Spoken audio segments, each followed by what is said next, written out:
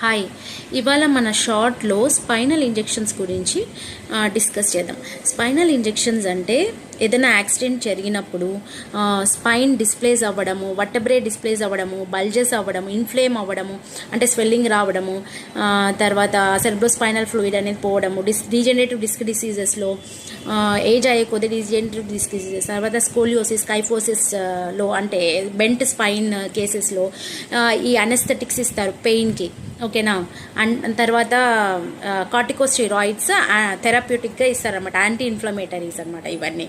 So A type of drug inject చేసినా చూడాలి, ఏ లెవెల్లో ఇంజెక్ట్ చేసినారు, థొరాసికా, లుంబారా, థొరకో లుంబారా, లుంబో సాక్రలా, తర్వాత సాక్రోయిలియాక్ జాయింట్, సర్వైకల, ఇవన్నీ చూసుకోవాలి.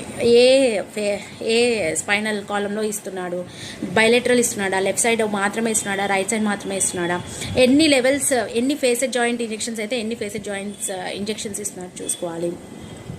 ఎపిడ్యూరల్ స్టెరాయిడ్ ఏ టైప్ అనమాట, ఏ టైప్ ఇంజెక్షన్, ఎపిడ్యూరల్ స్టెరాయిడ్ ఇంజెక్షన్కి ఒక సెపరేట్ సెట్ ఆఫ్ సిరీస్ ఉన్నాయి. తర్వాత ఫేసెడ్ జాయింట్ ఇంజెక్షన్స్కి ఒక సెపరేట్ సెట్.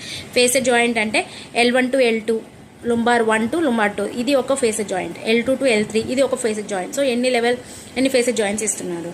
తర్వాత సెలెక్టివ్ నర్వ్ రూట్ బ్లాక్ ఉంది, అది 6448 సిరీస్ వస్తుంది. 6449 సిరీస్ వచ్చేసి ఫేసెడ్ జాయింట్ ఇంజెక్షన్. సెలెక్టివ్గా నర్వ్ బ్లాక్, సెలెక్టెడ్గా ఒక నర్వ్ని తీసుకొని ఆ నర్వ్ని మాత్రమే బ్లాక్ చేస్తుంటే దాన్ని ఏ రీజన్లో చేస్తున్నారు దాన్ని బట్టి 6448 సిరీస్ వస్తుంది. సాక్రోయిలియాక్ జాయింట్ వచ్చేసి 27096 CPT అనమాట, ఇది ఒకటే ఉంది. సో ఇవి పెట్టుకోవాలి మైండ్లో కోట్ చేసేటప్పుడు.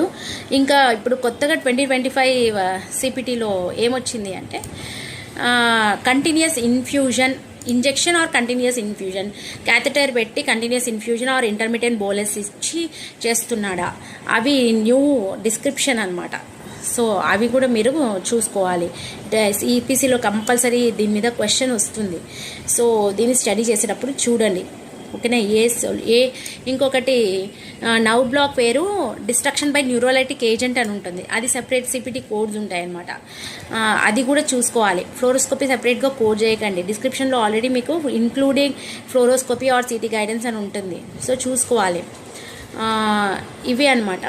మనము యాడ్ అండ్ కోడ్స్ ఇచ్చేటప్పుడు చాలా జాగ్రత్తగా ఉండాలి. There is a table in CPT book అనమాట, వేర్ హౌ టు కోడ్. ఇప్పుడు నంబర్ ఆఫ్ మల్టిపుల్ లెవెల్స్ని ఇంజెక్ట్ చేస్తున్నాడు అంటే ఒక రీజియన్లో యాడ్ అండ్ కోడ్స్ ఎలా ఇవ్వాలి, ఎన్ని టైమ్స్ ఇవ్వాలి, times1 times2 అట్లా ఉంటాయి కదా, ఆ యూనిట్స్ కూడా ఆ టేబుల్ చూసి కోడ్ చేయాలి. ఓకే.